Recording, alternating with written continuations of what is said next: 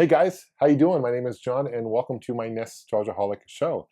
I love the 80s. It's one of my favorite decades. I actually grew up in the 80s, obviously, and just loved it. Really have fond memories. I think one of the reasons I love it because there's great cartoons, great toys, great movies, and it's just a simpler time for me because I was younger, obviously. But I want to go over the top 10 toy lines in the 80s because there's a ton, and I really don't want to see a lot of video responses. I'm hoping to see a lot of comments in the comment section of this video. And I'd really love to see what you guys' favorite toy lines from the 80s are, or even from the generation that you grew up. So it could be the 60s, 70s, 90s, 2000s, whatever. Let me know what are some of your favorite toy lines. But I'm going to stick with the 80s for this video. The first one I want to talk about is Cabbage Patch Kids. Now, not to be confused with Garbage Pail Kids, which is a ripoff as far as name goes for Cabbage Patch Kids. But Cabbage Patch Kids officially came out in the late 70s, I believe around 78.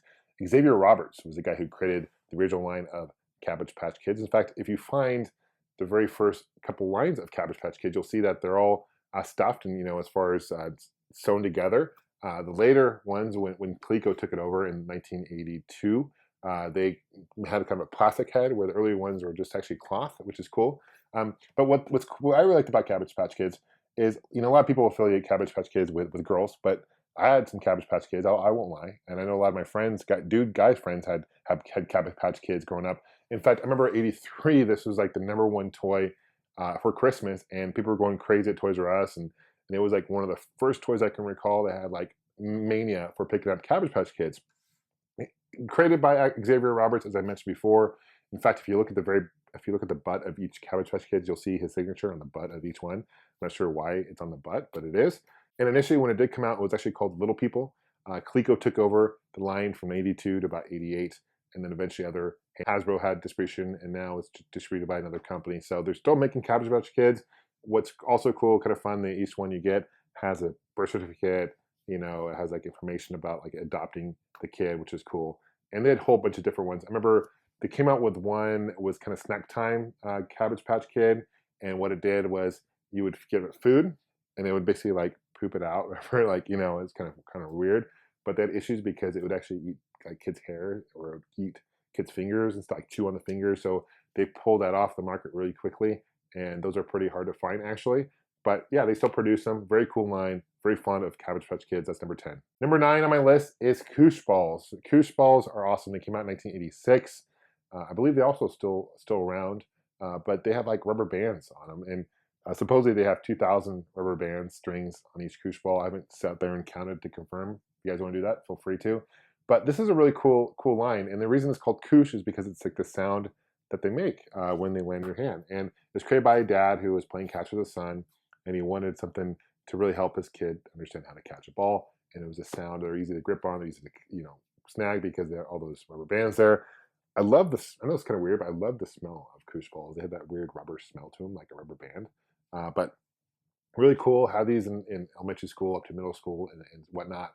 And they made a whole bunch of different variety of Koosh Balls. I remember they had Koosh Balls that had arms and heads and characters and stuff like that. And they had mini Koosh Balls, Koosh Ball. They had Koosh Ball keychains, Koosh Ball, large Koosh Balls.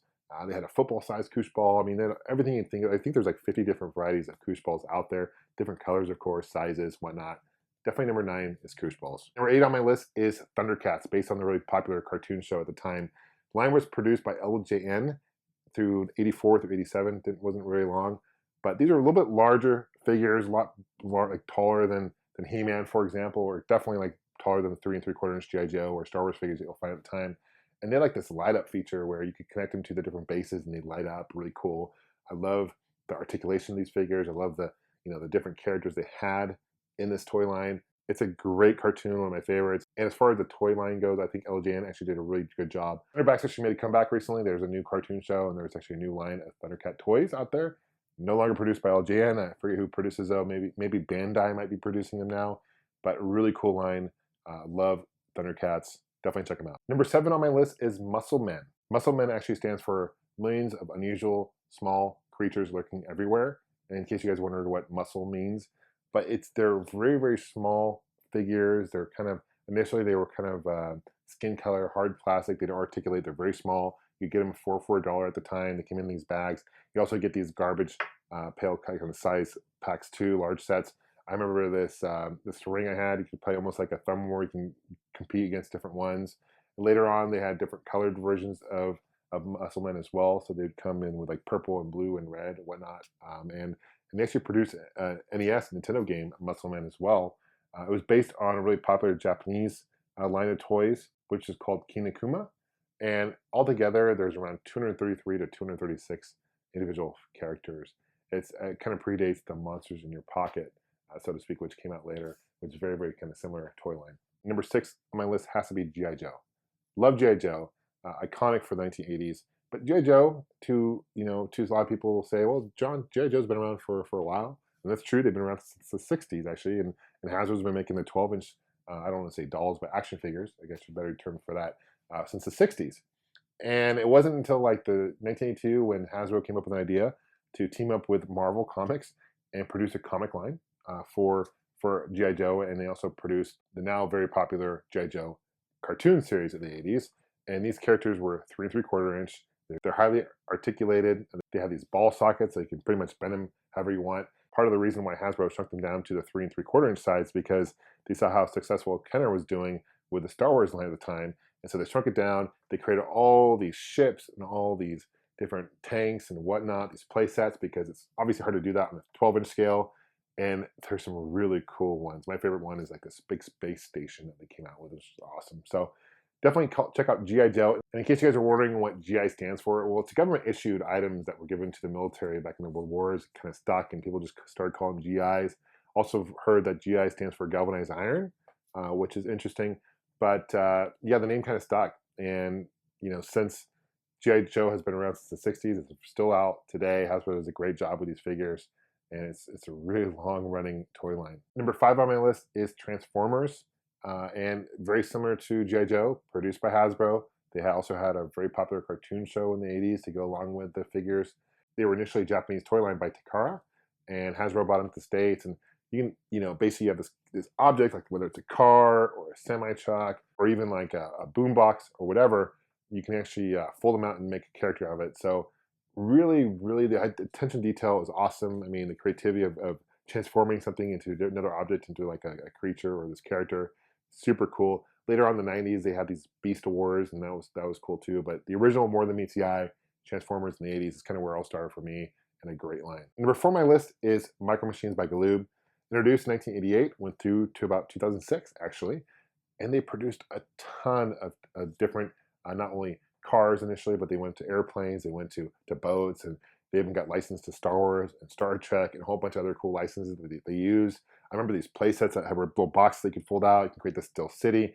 One of my fondest memories of Micro Machines actually are the commercials and they starred John Machida, who actually at the time was a Guinness Book of World Records holder for the guy who can talk the fastest. And so they're very catchy commercials. They were interesting. I remember going over to my buddy's place and trading out cars and whatnot. They're a lot smaller than Matchbox cars or Hot Wheel cars. They're about the 10th of the size of those. But the detail of these things were awesome. And they had different ramps. There's just everything they could do with these small little things. And they even had like little characters. You could lose them, and they were easy to lose, of course. And they're too small for young kids to have because they're worried about swallowing them or whatever. But definitely Micro Machines, awesome line. Check them out. Number 3 on my list is Teenage Mutant Ninja Turtles by Playmates. Kind of like Micro Machines, also introduced in 1988, based on the cartoon show, which is based on a comic book series. The initial line and wave of Turtles figures were Michelangelo, Raphael, Leonardo, Donatello, April O'Neil, Splinter. You had Foot Soldier. Pretty basic. I think there's Rocksteady and Bebop. They're like the 9 figures, whatever the original ones. But they expanded, but what was cool kind of about the original line is that the eyes and enemy pupils are more based on the comic book series, where later on they kind of more evolved into the cartoon series. And then they also had the movie. When the movie came out, they had like the movie action figures, which had like the real feel, which is really sweet. I remember when Secret of the Ooze, the second one, came out, they had turtles that had like the rubber feel to them. They're super cool. The playsets were awesome. The slime that they had, the ooze or whatever they had, was really, really cool too. I love the smell of the ooze. It got sticky and got everywhere, especially on carpet, but I didn't care. I was young. It was fun. Great line. Love Turtles. It's definitely up there as far as my top 80s toys of all time. Number 2 on my list is He-Man, Masters of the Universe, introduced in 1981 by Mattel. And actually, interesting enough, the people who actually produced Conan series was working with Mattel to get licenses, and Mattel actually introduced He-Man line during this time, and actually the creators of Conan got really pissed because they felt when Mattel introduced He-Man, it was a kind of a direct ripoff, and everything got settled out of court or whatever. Nothing really big happened out of it. But what's kind of fascinating about the background of He-Man is that Ray Wagner, who was the CEO back in the late 70s for Mattel, had turned down George Lucas for the license right for Star Wars during the time. In fact, a lot of toy companies at the time had no idea Star Wars would be a huge hit.